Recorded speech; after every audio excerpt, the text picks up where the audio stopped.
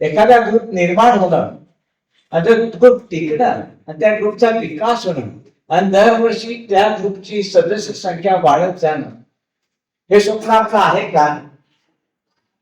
माझ्या हातनं माझ्यामुळे हे सदस्य या नात्याने एखाद्या ग्रुपची स्थापना व्हावी किंवा माझ्या 3-4 ग्रुप सदस्यांच्या प्रयत्नाने एखाद्या ग्रुपची स्थापना व्हावी आणि त्या ग्रुपमध्ये दरवर्षी 10%, 20% सदस्य वाढत राहावे आणि त्या ग्रुपमुळे आणखी नवीन ग्रुपांसाठी आपण जगत आहात का?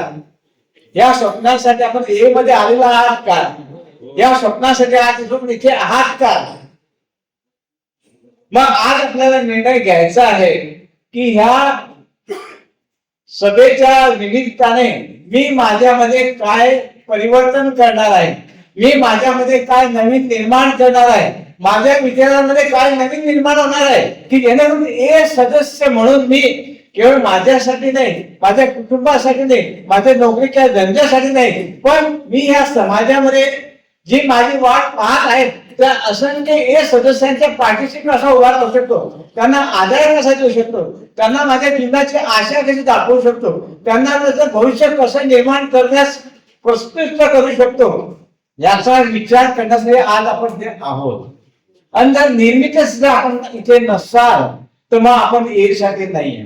जर निर्मितीसाठी आपण इथे नसाल तर आपण सदस्य म्हणून आपल्या भविष्यासाठी इथे नाहीये.